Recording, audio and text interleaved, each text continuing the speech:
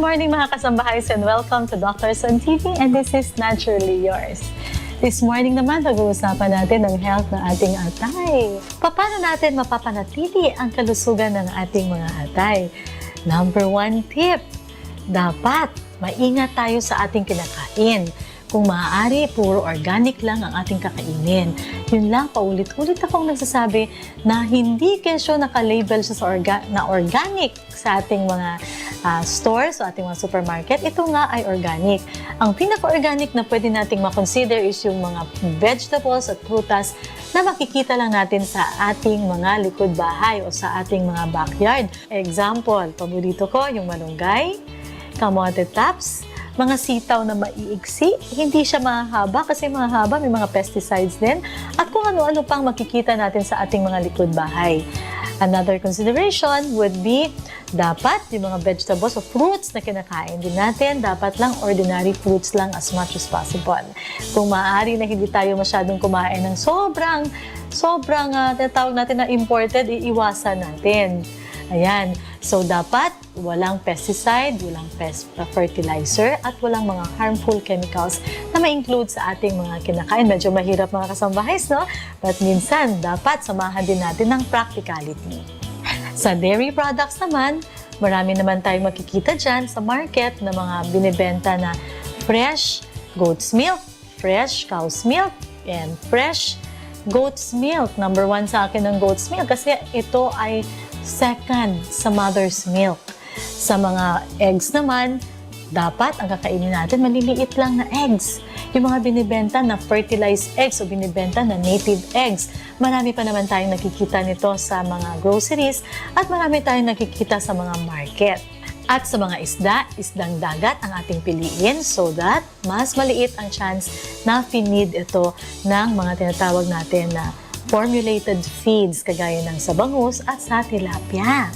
Iwasan din natin yung pagkain ng madaming trans fats. Marami tayong sakit na makukuha sa pagkain natin, especially nitong trans fat at sugar. Pwedeng maging mataba tayo at ang side effects nito, no? Or yung pwedeng mangyari sa atin kapag tumataba tayo, pwede ring manaba ang ating liver, ang tinatawag natin na fatty liver, ay nanggaling din sa sobrang pagkain ng trans fat at sobrang pagkain natin na matataas sa sugar o pag-inom ng drinks na matataas sa sugar na makikita natin sa juices sa restaurants minsan at yung mga soda drinks na ating iniinom. And the good food for the liver ay ito yung matataas sa sodium. Sodium ion, no? Or Na+, na makukuha natin sa mga vegetables, green leafy. Kung pwede, mas hilaw, mas maganda. Kasi ang makukuha natin na sodium element na manggaling dun sa ating vegetables at fruits ay nagagamit kaagad ito ng liver para mag-regenerate. So kapag may nasisirang cells, pwede siyang i-repair by just eating a lot of vegetables and a lot of fruits.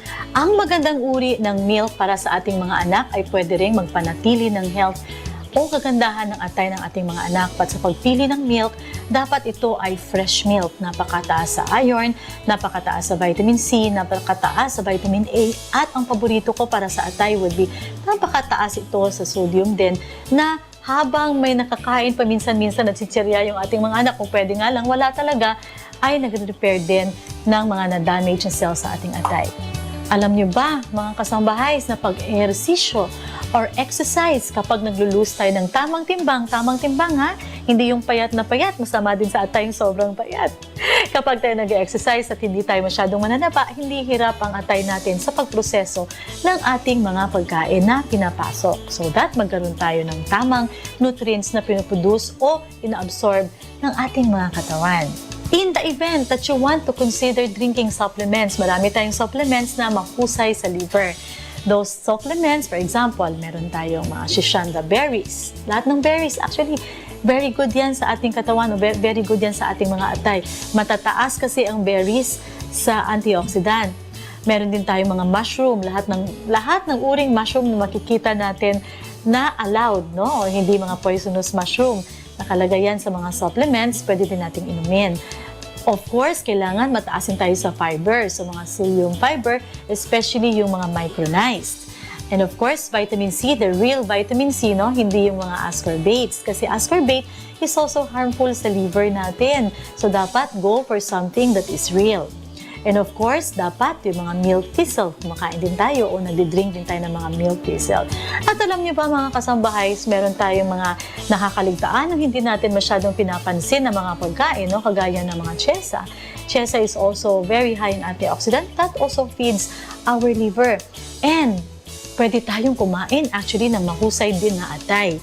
Kung kakain tayo ng meat, halimbawa, bibili tayo ng meat, piliin natin yung atay ng medyo malambot-lambot na atay at pwede natin itong kainin na malasado. Make sure lang na yung pinanggagalingan ng ating meat ay mahusay na source. Kasi ito ay mataas sa amino acids, nagre-repair ng cells, mataas din ito sa sodium element.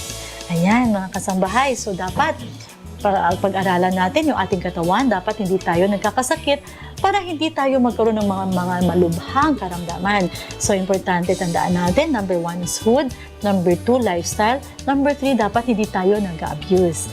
Ayan, so sana may natutunan kayo sa ating mga tips this morning. Magkita-kita ulit tayo next week. Dito lamang yan sa Naturally Yours.